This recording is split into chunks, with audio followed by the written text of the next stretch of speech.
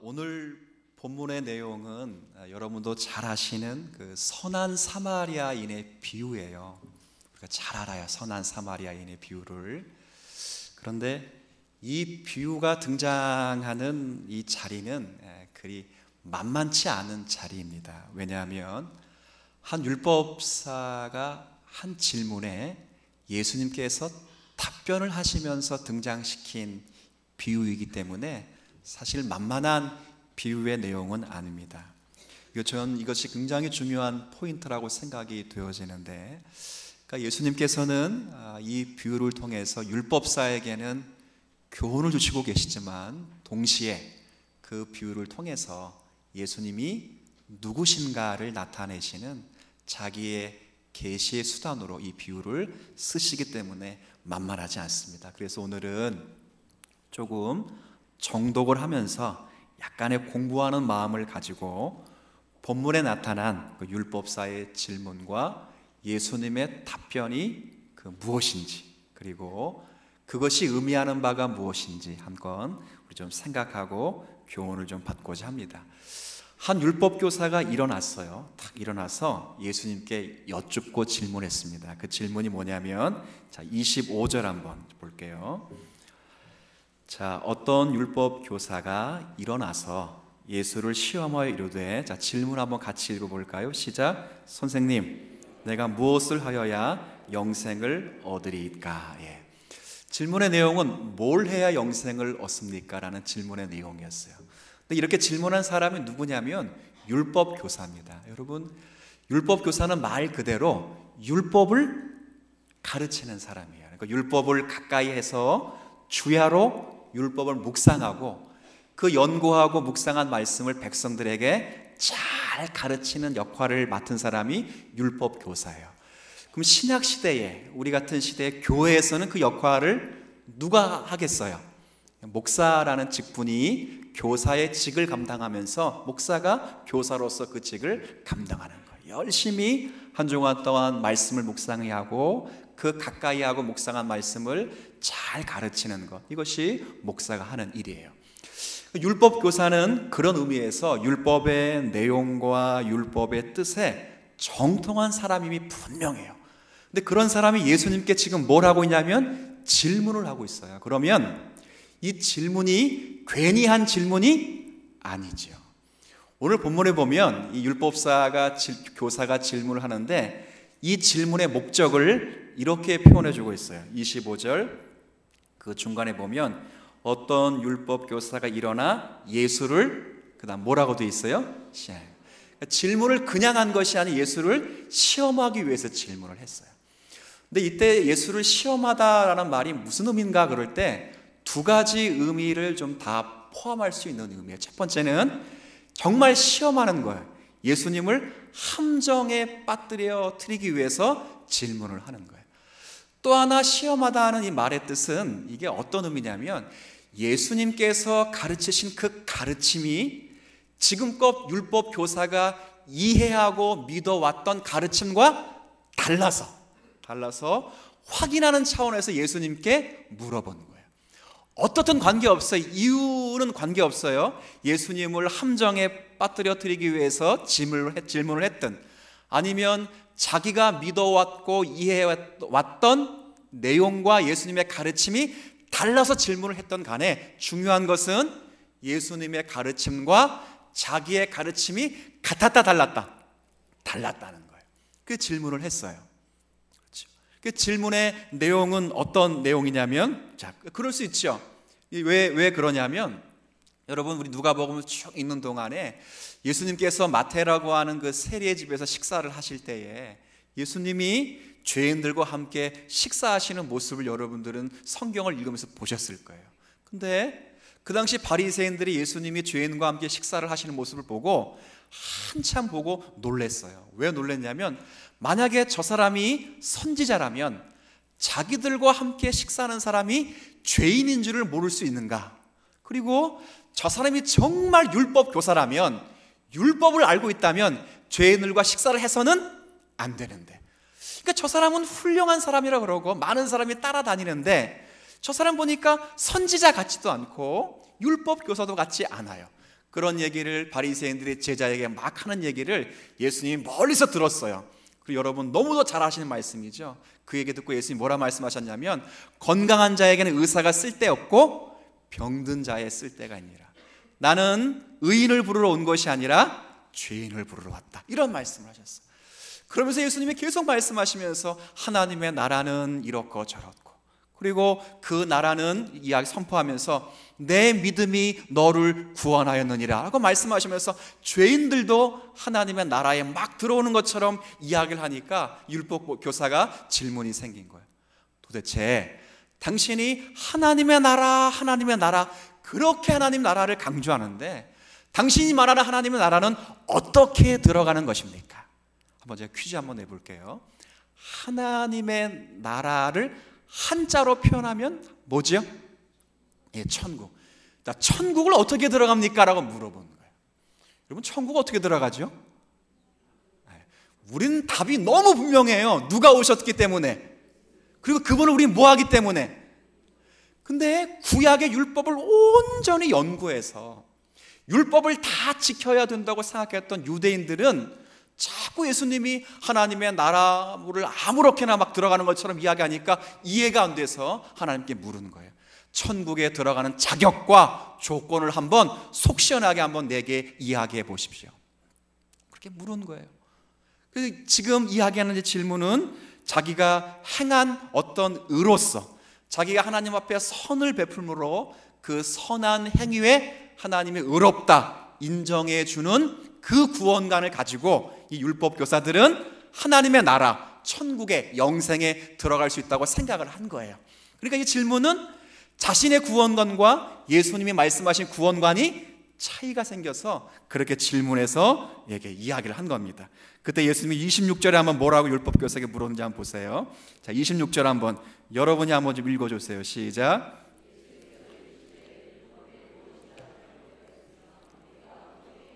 자, 절 보세요. 저도 한번 여러분에게 좀 물어보겠습니다. 자, 여러분들이 하나님의 나라, 천국, 영생에 들어가야 되는데 율법에는, 구약의 모든 율법에는 하나님의 나라를 어떻게 해야 들어간다고 되어 있을까요? 답 보지 마시고. 그렇죠. 자, 답을 모르시면 오늘 꼭 아셔야 돼요. 자, 율법에는 뭐라고 그러는지 27절 한번. 자, 대답하여 이르되 함께 읽습니다. 시작. 내 마음을 다하며 목숨을 다하며 힘을 다하며 뜻을 다하며 주 너희 하나님을 사랑하고 또한 내 이웃을 내 자신같이 사랑하라. 그렇죠. 그러니까 모든 율법, 구약의 모든 율법은 너희들이 그 율법으로 따지면 하나님의 나라에 들어가려면 딱 하나예요. 뭐 하라? 사랑하라. 그런데 하나님을 목숨처럼 사랑하고, 그리고 내 이웃을 누구처럼? 내 몸처럼. 이거 다 하면 하나님의 나라에 들어갈 줄로 믿습니다. 근데 할 수가 없는 게 문제지만 그러니까 율법사가 굉장히 실력 있는 분이에요. 그렇죠. 왜 그러냐면 저보고 구약의 율법을 요약해 보세요 라고 그러면 제가 구약의 율법을 27절의 말씀처럼 단 한 구절로 요약할 수 있을까요? 못하죠. 근데 율법 교사는 구약의 전체 덩어리를 딱 한마디로 요약했어요. 목숨을 다하고 마음을 다하고 뜻을 다하여 주 너희 하나님을 사랑하고 내 이웃을 내 몸같이 사랑하라. 모든 율법과 선지자를 딱 한 말씀으로 요약했어요. 예수님이 그 답을 들으시고 아주 옳다고 여기시면서 28절에 자, 같이 한번 읽어볼까요? 시작. 예수께서 이르시되 내 대답이 아멘. 자, 물어볼게요. 예수님의 답이 틀린 답입니까? 맞는 답입니까? 그거 행하면 정말 하나님의 나라에 들어갈 수 있다. 이렇게 이야기를 하는 거예요. 맞아요. 하나님 사랑, 이웃 사랑 온전히 행하면 예수님 없이도 하나님의 나라에 들어갈 수가 있어요. 근데 문제는 인생치고 어느 것 하나, 제가 아주 노골적으로 말해서 여러분이 성경책 맨 뒤에 있는 것, 잘 안 읽어보는 것, 앞에는 그래도 새벽녘에 나오면 사도신경이다라도 하고 주기도문이도 하는데 일주일 동안 1년 내내 한 번도 안 읽어보는 것 몇 개명 있어요. 왜 안 읽어봐요? 어차피 못 지키니까. 그렇죠. 여러분 10계명 가운데 나는 자신 있게 단 하나의 계명이라도 온전히 다 지켰다고 생각하는 사람이 여기 아무도 없어요. 여러분과도 제가 설교 끝나면 따질 수 있는 분이 있어요. 목사님, 전 사람을 죽여본 적이 없어요. 그렇죠? 저도 아직은 사람은 죽여본 적은 없어요. 그렇죠? 그런데 그 명령의 적극적인 의미에서 사람을 미워하는 것이 이미 뭐 하는 거라고요? 전부 사람을 죽였을까 안 죽였을까요? 안 죽였어요. 그렇죠? 만약에 안 죽였다고 보세요. 안 죽였어요. 그 주님이 또 말씀하세요. 그럼 반대로 사람을 적극적으로 사랑하지 않는 것은 뭐 하는 거라고 또? 자, 그러면 전 살인을 했을까요 안 했을까요? 했죠. 적극적으로 사랑할 수 없어요. 율법은 거룩하게 살라고 말하는데 우리 누구 가운데 율법 가지고 거룩하게 살 사람이 없어요. 율법은 우리에게 사랑하라고 말하는데 우리 누구는 사실은 자존심 하나 건드림이 있으면 다 나와요 사실은. 그렇죠? 근데 저것만 교회 옮기면 내가 할렐루야 아멘이다 막 그러죠. 우린 그래요? 여러분, 나는 안 그런 것처럼 절 째려보지 마세요. 제가 그래요. 제가. 여러분도 다 그래요. 누구나 그래요. 사람은 율법은 정직하게 말하 그러는데 사실 우리도 다 세금 조금씩 떼먹고 싶어요. 그렇죠? 다 우린 그렇게 살아요. 다 정직하게 말하고 하는데 그렇게 못 살아요. 문제는 율법은 거룩한데 율법을 지키려고 하는 우리는 뭐 하지 않기 때문에 거룩하지 않게 못 지켜요. 그럼 이쯤 되면 율법 교사가 뭐라 말해야 되냐면 아이고 제가 실수했습니다. 다시. 그러면 당신 정말 하나님 나라 어떻게 들어갑니까? 이렇게 물어야 되잖아요. 근데 율법 교사가 굉장한 사람입니다. 그럼에도 불구하고 자기를 의롭게 보이려고 뭐라고 한번 예수님께 또 묻는지 한번 29절 한번. 자, 29절 이것도 한번 여러분이 좀 읽어주세요. 시작.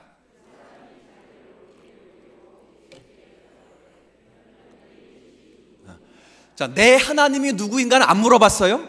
하나님 대상이 분명해요. 이 말 속에는 하나님은 정말 마음과 목숨과 뜻을 다하여 사랑하고 있었다 없었다? 사랑했다는 거예요. 사랑했다는 거예요. 굉장한 사람이에요. 근데 이웃은 대상이 분명하지 않잖아요. 그러면 예수님이 내게 이웃이 어디까지인지를 말만 해주면 나 그거 다 지킬 수 있다 없다? 그렇게 나온 사람이 이 사람이 지금. 그러니까 질문한 거야. 한번 이웃 얘기해 보세요. 내가 싸그리 걔네들 내 자신처럼 사랑할 수 있습니다 라고 질문을 한 거예요. 그때 예수님이 선한 사마리아인의 비유를 말씀하면 제가 물어볼게요. 이 비유로 정말 율법 교사의 이웃을 가르쳐 주려고 내놓은 비유겠어요? 아니면 넌 결코 이웃을 사랑할 수 없다고 가르치기 위해서 내놓은 비유일까요? 전자의 후자예요. 그렇죠. 우리 모두는 이 비유 가지고 전자로 설교를 듣고 대부분 이웃 사랑하라고 한번 들었을 거예요.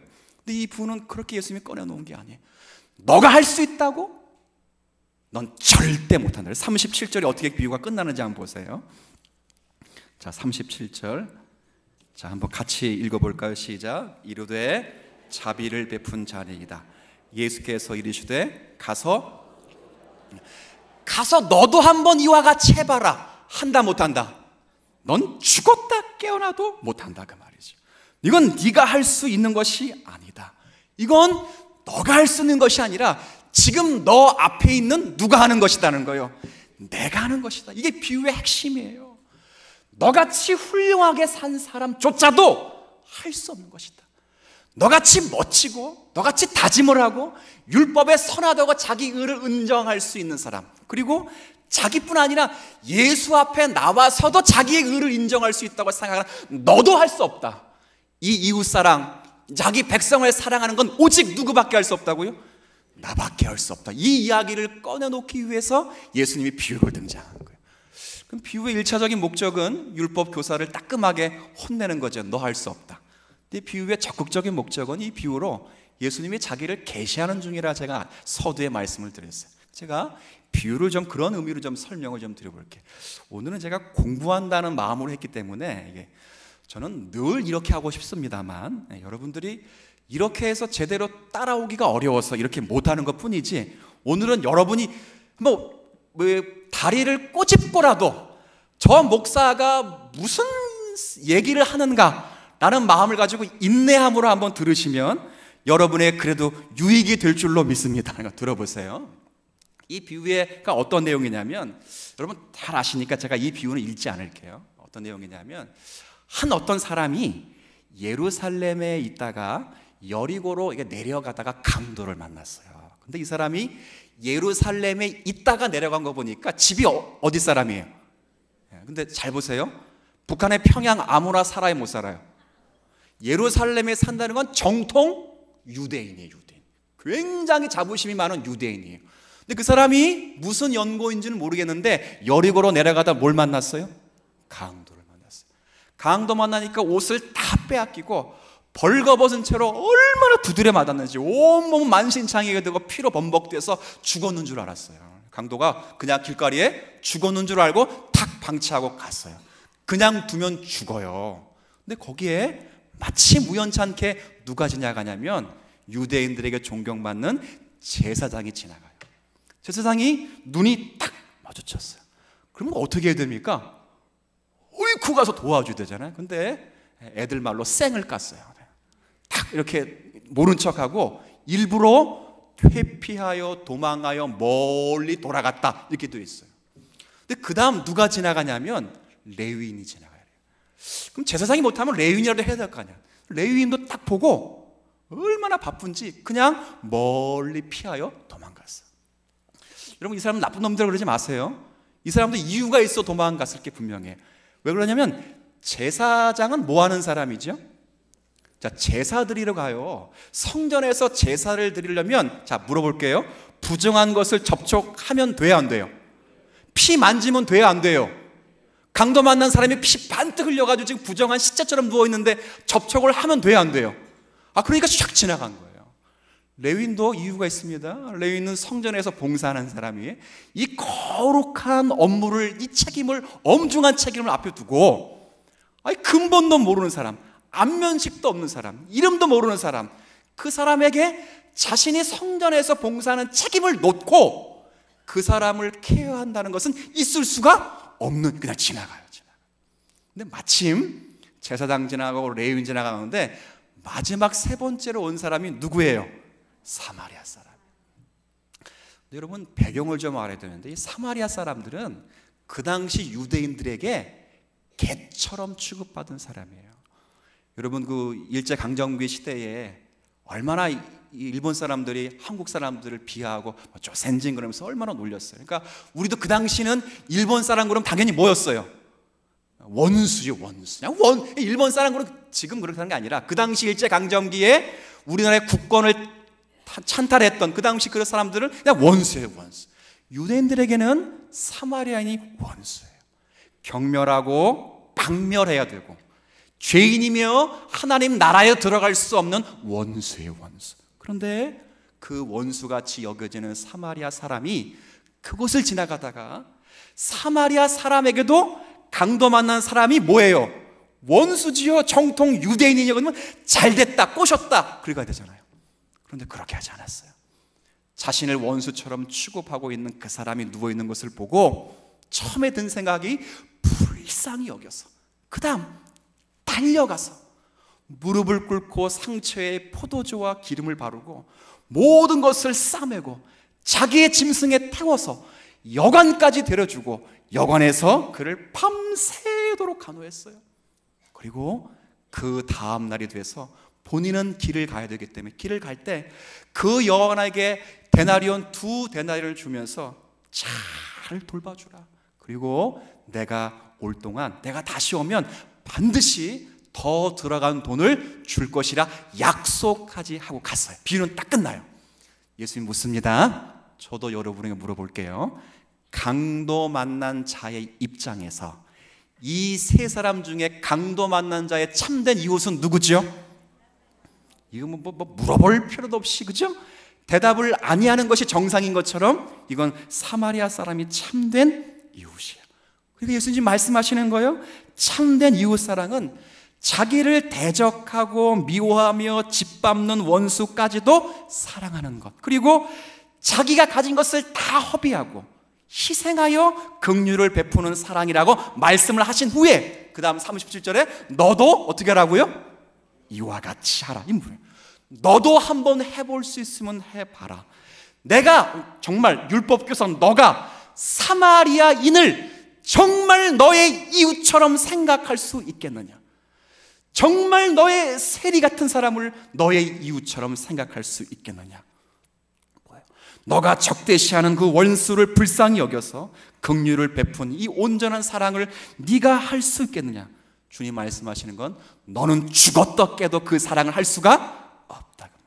이 사랑은 그렇게 하는 것이 아니라 오직 한 분, 우리가 아직 죄인 되었을 때에, 우리가 아직 원수 되었을 때에 우리를 위해 죽으시고 자신의 온전한 사랑을 부어주신 하나님의 아들이신 예수 그리스도 밖에는 할 수 없는 사랑이다, 그거죠. 오늘 이 이야기를 하는 거예요. 말씀은 그겁니다. 내가 바로 너를 불쌍히 여겨, 내가 바로 너희들을 긍휼히 여겨 너에게로 달려가고 너를 싸매 너를 나 있는 쪽으로 데려와서 내가 너희를 돕고 너희를 위로할 것이다. 그러니 영생을 너희 편에서 무엇을 얻는 것으로 생각하지 말고 바로 원수 같은 사람을 위하여 죽으실 수도 있는 예수 그리스도를 의지하여 하나님의 나라는 들어가는 것이다, 그거죠. 율법사에게 원수를 사랑하는 온전한 이웃사랑에 대해 말씀하신 것, 실상은 사실은 예수님이 자신의 죄인, 자신을 원수처럼 취급한 사람을 위하여 무슨 사랑을 베푸실 것인가에 대한 자기의 계시를 하는 거예요. 바로 그 그리스도가 우리를 위해 죽으셨고 우리는 그 그리스도를 의지하는 그 믿음으로, 그 그리스도의 의로 우리는 하나님의 나라에 들어가는 것입니다. 바로 그 그리스도를 의지하고 그 그리스도 자신에게 감사와 모든 것을 드리며 자기 자신을 자랑하지 않고 나를 위하여 죽으실 수 있는, 그렇죠? 그 그리스도를 의지하는 것, 그것이 영생에 합당한 자세예요. 율법 교사에게 말하는 게 그거예요. 사실은 너가 율법을 이룰 수 있을 것처럼 생각하나 사실은 너가 강도 만난 사람이다, 그렇죠? 사실은 너가 강도 만난 사람이다. 너 스스로도 누구를 통해서라도 어떤 도움을 받아서 너는 그 비참한 자리에서 나올 수 없다. 너희들이 비참하고 너희들이 연약하면 연약할수록 너희들이 원수같이 취급하는 예수 그리스도가 너희를 위하여 죽고 너희를 위하여 구원의 은총을 베풀어야 너희는 하나님의 나라에 들어올 수밖에 없다, 이 이야기를 하는 거예요. 무슨 얘기하는 겁니까? 그리스도를 의지하여라. 무엇을 행해야 하나님의 나라에 들어가는 것이 아니라 그 모든 율법을 완성하신 분, 주님 뭐라 말씀하십니까? 내가 율법을 폐하러 온 것이 아니라 모든 율법을 완성, 그 율법을 완성하신 예수 그리스도를 의지하여 하나님의 나라 영생에 들어가는 것이다. 너는 나를 의지하라. 자기를 자랑하지 말라. 그렇게 이야기를 하는 거예요. 그 말씀을 예수님이 확장해서 누가복음 18장엔 이렇게 말합니다. 자, 누가복음 18장으로 한번 가보세요.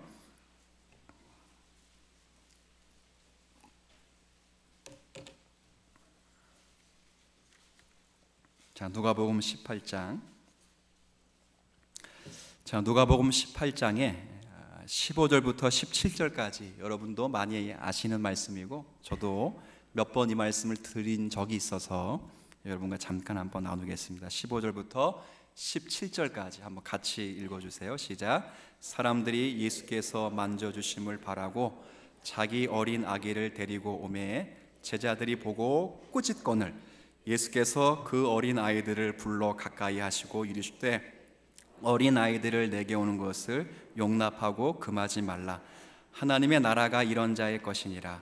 내가 진실로 너희에게 이르노니 누구든지 하나님의 나라를 어린 아이와 같이 받아들이지 않는 자는 결단코 거기 들어가지 못하리라. 보세요. 아까 10장에서는 내가 무엇을 하여야 하나님의 나라에 들어갑니까? 근데 여기는 무엇을 하여야가 아니라 누구와 같아야 들어간다고 되어 있어요? 어린아이. 어린아이와 같아야 들어가요. 여러분, 어린아이로 죽으면 다 들어간다 이게 아니에요. 어린아이와 같아요. 여러분 다 어린아이와 같은 성도가 되시기를 먼저 축복합니다. 그럼 어린아이와 같다는 게 뭐예요? 어린아이의 특징. 여러분 제가 몇 번 이야기했어요. 어린아이는 결코 순진하지 않아요. 예전에 5만 원짜리가 하나 있고 1,000원짜리가 있는데 우리 아이가 둘 중에 뭘 가져갔을 거야? 우리 네? 어릴 때 4, 5살 때 뭘 가져갔어요? 1,000원짜리 가져갔어요. 순진해서? 몰라서. 걔가 초등학교가 되면 뭘 가져갈까요? 그렇죠. 5만 원짜리 놓고 100만 원짜리 수표 놨어요. 저보고 가지라면 뭘 가질까요? 근데 우리 둘째는 그렇죠, 둘 다 저렇게 지혜로우신 분이 계실까? 둘 중에 하나만 가지면 전 백지 같은 종이 같은 걸 가져요. 근데 우리 둘째는 지금도 100만 원짜리 수표를 제가 가져본 적이 없어서 10만 원짜리 수표와 여기다가 5천 원짜리를 두면 지금도 뭘 가져요? 왜 그래요? 순진해서? 아니, 멍청해서 그래요. 몰라서래요. 몰라서. 애들은 순진하지 않아요. 모든 자는 어릴 때부터 악해요. 그건 부인하지 않아요. 그런데 악하든 악하지 않든 어린아이만이 갖고 있는 독특한 특징이 있어요. 누구 떠나면 죽는다. 그렇죠. 애들은 부모 없으면 죽어요. 그래서 애들을 막 혼나잖아요. 제가 혼나면 제가 최종적으로 쓰는 게 있어요. 막 혼내다가 너 이 자식아 집 나가! 얼마나 멋있어요. 집 나갔다. 하도 말하는 테니까 집 나갔다 멋있게. 근데 제가 이렇게 말하는 이유가 있어요. 우리 애들은 집을 못 나가요. 집 나가면 죽는 걸 알아요. 근데 제가 큰애에게는 절대 그러잖아요. 집 나가려면 할렐루야 그럴 거야 걔는. 큰애들 절대 그러잖아요. 둘째 마지막에는 집 나가 그래. 집 나가 그래.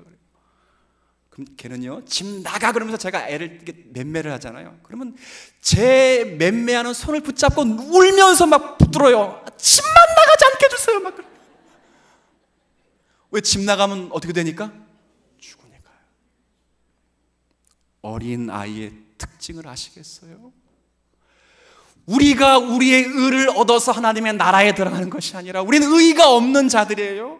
우리에게 의를 베푸시기 위해 마치 원수처럼 취급받는 사마리아 그 사람이 강도 만난 저와 같은 저와 여러분들을 위해 죽으시고 불쌍히 여겨주셔서 베푸신 그 의만을 간절히 붙잡는 자, 그가 하나님 나라에 합당한 성도가 되는 줄로 믿습니다. 예수님 말씀하시는 그거예요. 사람은 그런 존재다. 그리스도 예수에게만 생명과 진리가 있고 그에게 매달려야 구원을 얻어야 하고 그분께 값없이 사랑을 구해야 하는 사람이 바로 우리들이다. 그런데 그걸 제쳐놓고 자기의 능력으로 하나님께 받아내려고 하면 실패할 수밖에 없다. 율법교사에게 말씀하신 그거예요. 너가 가지고 있는 그 의, 그 포기하라. 그 의 가지고, 누더기 같은 그 의 가지고 영생을 얻을 수 있다고 착각하지 말아라. 포기하라. 그러면 그때 구원의 길이 보일 것이다. 율법교사는 포기하지 못하지. 왜 포기하지 못하냐면 그게 자기 자랑이었거든요. 자랑. 하나님은 그러나 그것 때문에 그 율법교사는 하나님은 그것 때문에 자기 의 때문에 자기를 사랑한다고 생각했어요. 자기가 그것 때문에 하나님의 사랑을 조금 더 받고 하나님이 자기를 그것 때문에 더 예뻐한다고 생각했어요. 그러니 포기하지 못하지요. 하나님이 우리에게 요구하신 것이 그겁니다. 내가 뭘 더 많이 가져야 하나님이 저와 여러분을 사랑하는 것이 아닙니다. 그렇게 생각하지 말라는 거예요. 여러분이 선을 행하기 때문에, 그 선을 행하기 때문에 여러분이 구원을 받거나 여러분이 하나님의 사랑을 받는 게 아니에요. 자식이 10명이 있어요. 근데 10손가락 깨물어서 안 아픈 손가락이 없고, 사실 제일 아픈 손가락은 공부 잘하고 똑똑한 사람이 아프지 않아요. 부모의 마음은 공부 잘하고 똑똑한 사람도 좋지만 부모의 마음이 가장 아프게 나가는 데는 누구겠어요? 반대요. 하나님은 그런 분이에요. 내가 더 이쁨을 받을 수 있을까? 그렇게 생각하지 말라는 거예요. 내가 무엇을 가지고 가는 것으로 하나님의 사랑을 확인받지 말고 이미 어린아이가 부모 안에서 넉넉하고 온전해지는 것처럼 우리가 하나님에 있는 것으로 넉넉함을 가지라는 거예요. 그분은 부족하지 않아요. 그리스도 예수는 넉넉하세요. 그 넉넉하시다는 것을 펼쳐가는 일에 마음과 힘을 쓰라는 거예요. 우리도 그리스도 예수 때문에 부족하잖아요. 모든 것이 충만해요. 제가 이솝 우화 이야기를 한번 들어볼까요? 한번 여러분들도 아마 한 번쯤은 읽어보신 이솝 우화라가 생각이 드는데요. 언제나 불만이 엄청 많은 거북이 한 마리가 살고 있었어요.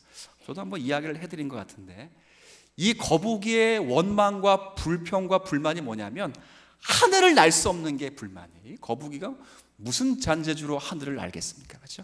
이 거북이의 불만은 하늘을 못 나는 거예요. 근데 어느 날 하늘을 쫙 보니까 아주 하늘을 멋지게 높게 날아가는 새 한 마리를 봤어요. 그 새는 무슨 새일 것 같아요? 독수리예요. 독수리. 얼마나 멋지고 힘차게 날아가는지. 이 거북이가 너무 부러워서 그 독수리를 불렀어요. 독수리님! 독수리님! 독수리가 하도 부르니까 이 거북이 앞에 탁 내려앉아서 왜 저를 불렀습니까? 물었어요. 그랬더니 이 거북이가 이렇게 말합니다. 당신 정말 굉장한 사람입니다. 멀리 날 수도 있고 높이 날 수 있는 딱 유일한 분인데 한 가지 청이 있다. 제게 날 수 있는 방법을 좀 알려줬어요. 이렇게 물어본 거예요. 청한 거예요. 독수리가 듣고 기가 차지요. 어이가 없죠. 독수리가 말합니다. 당신은 평생 절대로 날 수가 없다. 그런데 끝까지 좀 날게끔 해달라고, 날 좀 도와달라고 간청을 하는 거예요. 그리고 독수리가 하도 간청하니까 큰 발톱으로 탁 채서 큰 날개로 홀홀 날아요. 독수리가 날 때 거북이도 함께 날죠. 쭉 날잖아요. 거북이가 쫙 나니까 세상을 다 얻었어요. 그리고 정말 자기가 난다고 생각을 하는 거예요.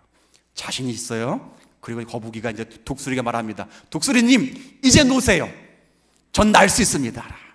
독수리가 뭐라 그랬겠어요? 안 돼요. 지금 놓으면 당신 죽습니다. 그러니까 거북이는 괜찮다니까요. 놓으세요. 나 이 자식아. 독수리가 그냥 하도 간청하고 화를 내니까 탁 났어요. 거북이가 어떻게 됐게요? 떨어져 죽었어요. 목사님 뭘 이야기하시려고 지금 이런 얘기? 여러분, 우리가 하나님께 받아들여지는 것은, 그렇죠? 여러분이 그리스도 예수 안에 있기 때문이에요. 거북이가 날 수 있었던 것은 누구 안에 있었기 때문에. 예수님이 아니지. 그건 독수리에. 여러분 믿음이 너무 좋은 것 같아요. 거북이가 날 수 있었던 거북이가 누구에 있었기 때문에. 그렇죠. 여러분이 하나님께 받아들여질 수 있었던 것은 우리를 날게 하신 예수 그리스도 안에 있기 때문인 줄 믿으십시오. 자유함을 가지셔야 돼요. 만족과 기쁨을 가져야 돼요. 주님의 의는 족하다. 거기서 자라가셔야 돼요. 예수님은 여러분을 구원시키기 위해 온 것이 아닙니다. 그건 당연한 것이고, 여러분에게 생명을 얻게 하고 생명을 더욱 어떻게 하기요? 풍성히 자라가셔야 돼요. 좀 구원받았다고, 교회에서 직분 얻었다고 할 필요가 없어요. 여러분이 그리스도 안에 있을 때만 여러분의 가치를 하나님이 인정해 주세요. 그리스도 없이 여러분 나름대로 수고하고 애쓰는 것 아무 소용없어요. 철저하게 그리스도를 의지할 때 주님은 거기서 여러분을 만나주시는 거예요. 어떤 분이 이야기를 하는데 제가 웃으면서 너무 감동을 받았어요. 제가 수요일 한번 소개해드렸는데 그냥 본인들끼리 이야기하는 우리 교회 성도님들이 무슨 이야기 하냐면, 여러분 아실 것 같은데요, 제가 정확히 기억이 잘 안 나요. 근데 이제 대충 걸어가는 놈 위에 뛰는 놈이 있어요. 그죠? 걸어가는 놈 위에 뛰는 놈이 있대요. 뛰는 놈 위에. 근데 그 다음날에 배가 빵 터졌어요. 나는 놈 위에 누가 있어요? 나는 놈 위에, 한번 따라해 볼게요. 나는 놈 위에 붙어 다니는 놈이 있다. 붙어 다녀야 돼요. 그리스도 예수 안에 붙어 있을 때만 저와 여러분이 가치가 있는 줄을 믿으십시오. 여러분이 떨어져서 아무리 날갯짓을 하고 날개를 쳐봐도 여러분의 날개는 여러분의 구원을 주거나 여러분을 가치 있게 만들 수 없어요. 우리의 지혜, 우리의 의로움, 우리의 선행, 우리의 거룩, 우리의 생명, 우리의 모든 것은 그리스도 예수 안에 있을 때 가치가 있는 거예요. 붙잡으셔야 돼요. 신앙은 주님 붙잡는 싸움이에요. 뭐 연구해서 일주일 동안 1번 이거 하고 2번 이거 하고 3번 저거.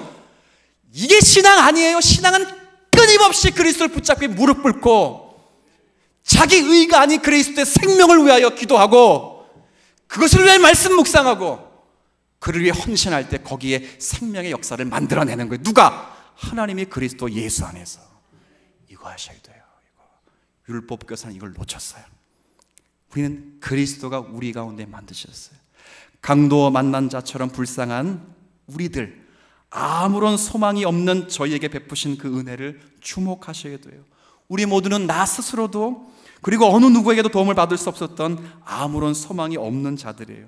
그러나 누구에게나 개 취급받았던 그 사마리아인이 강도 만난 자의 참된 이웃이 된 것처럼 우린 제각기 양 같아서 제각길로 갔지만 우리를 위하여 정말 버림받아 모든 하나님의 백성들에게 찾아오셔서 우리의 이웃이 되어주시는 그 주님, 그 주님을 의지하고 오늘을 사셔야 돼요. 이것이 우리가 갖는 신앙의 싸움이고 여기에 자리에 있다면 여러분은 그리스도 예수 안에서 그리스도가 여러분에게 만들어 내시려고 했던 모든 것이 은혜로 여러분 가운데 열매를 맺게 될 것입니다. 하나님 아버지 고맙습니다. 우리가 누군가의 이웃이 되어주기 전에 우리에게 이웃이 되어주신 주님을 찬양합니다. 우린 강도 만난 불쌍한 사람처럼 아무런 소망도 없는 자들이었습니다. 스스로도 그렇게 소망이 없었고 누구에게로부터 도움을 받을 수 없었던 아무런 소망이 없었던 자들입니다. 그러나 그런 자들을 위하여 사마리아인이 강도 만난 자의 이웃이 된 것처럼 모두에게 버림받은 예수 그리스도가 우리에게 찾아오셔서 우리의 이웃이 되어주셔서 우리를 불쌍히 여겨주시고 나를 안아 싸매주시고 고치셔서 우리를 살려주심을 감사합니다. 그 은혜를 주목하게 하여 주시고 그것으로 충분하며 그것이 우리의 생명을 풍요롭게 할 것을 기대하고 다른 것으로 우리의 운명을 달아매지 않게 하시고 다른 방법으로 안심을 찾지 않게 하시며 우리가 그리스도 예수 안에 있는 것으로 안심과 기쁨과 감사를 삼을 수 있는 저희 모두가 되게 하여 주옵소서. 그 사랑을 받았다면 우리 또한 누군가의 이웃이 되어 주기를 원합니다. 그것은 우리만이 할 수 있습니다. 세상은 지금도 우리를 미워합니다. 마치 우리는 사마리아인처럼 취급을 받습니다. 그러나 우리에게는 그들에게 없는 생명이 있고 그리스도가 있습니다. 이 그리스도의 심장을 가지고 누군가의 위로가 되게 하여 주옵시고 지금도 울고 있는 자, 지금도 소망이 없다 말하는 자, 아파하는 자, 그들과 함께 울어주고 함께 그들의 이웃이 되어줄 수 있는 성도가 되게 하여 주옵소서. 그것이 성도의 기쁨이며 그것이 성도의 자랑이 됩니다. 예수님의 이름으로 기도 올리옵나이다.